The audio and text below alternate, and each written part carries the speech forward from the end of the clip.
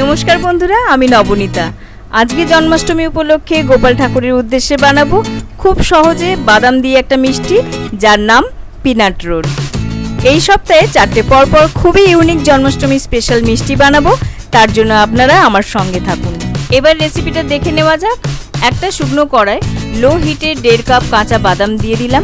এবার এই বাদামগুলো 1-2 মিনিট মতন শুকনো ভেজে নেব। ভাজার সময় খেয়াল রাখতে হবে যেন বাদামগুলো পুড়ে না যায়। তারপর একটু ঠান্ডা হয়ে গেলে এভাবে হাত দিয়ে ঘষে ঘষে খোসা ছাড়িয়ে নেব। এবার খোসা ছাড়ানো ঠান্ডা বাদাম একটা গ্রাইন্ডার জারে নিয়ে পাউডার বানিয়ে নেব। মেশিনটা একবারে অনেকক্ষণ না চালিয়ে এভাবে বারে বারে চালিয়ে পাউডার বানাতে হবে।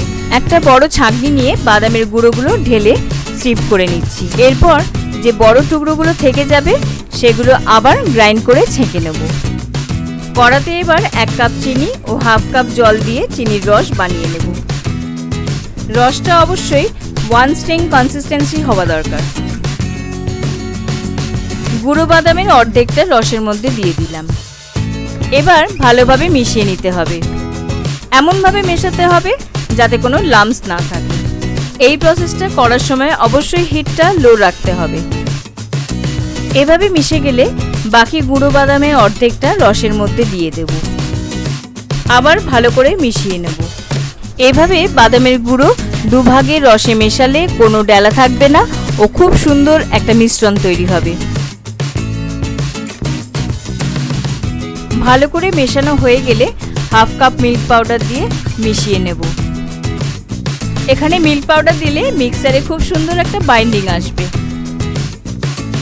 এবারে কিছুটা মিশ্রণ বা 1/4 ভাগ আলাদা একটা প্লেটে রেখে দেব।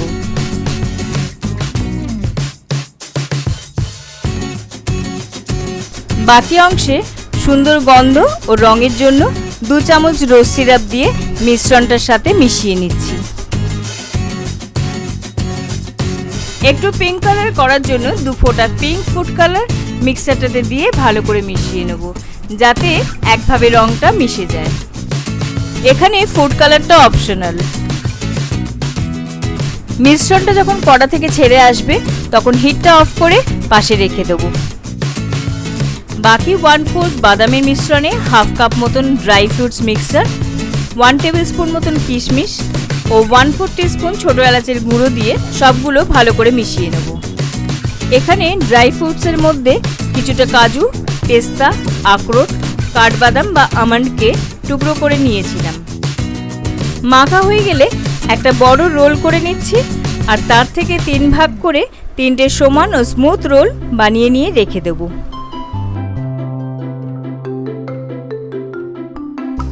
এবারে বাকি পিঙ্ক রঙের বাদামের মিশ্রণ একটা বাটার পেপার বা পার্চমেন্ট পেপারের ওপর নিয়ে নেব।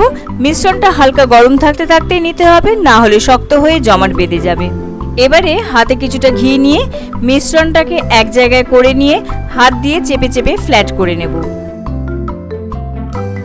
তারপর একটা স্প্যাচুলার সাহায্যে চেপে চেপে ফ্ল্যাট করে রেক্ট্যাঙ্গেল শেপে বাড়িয়ে নেব, লেয়ারটা যাতে সব দিক সমান হয়। এবারে ড্রাই ফ্রুটসের রোলগুলো ধার থেকে 2 আঙুল ছেড়ে লম্বালম্বি রেখে দিচ্ছি, এখানে যেরকম দেখিয়েছি। তারপর পার্চমেন্ট পেপারের সাহায্যে এভাবে রোল করে নিচ্ছি। একটা রোল করে নেবার পরে হাত দিয়ে একটু করে চেপে নেব। রোলটা শেষের দিকে এসে গেলে উল্টো দিকটা ঘুরিয়ে নিয়ে পেপারটা মুড়ে নিচ্ছি। হাত দিয়ে চেপে চেপে দেব যাতে ভেতরে ড্রাই ফ্রুটসের রোলের সঙ্গে ভালোভাবে লেগে যায়।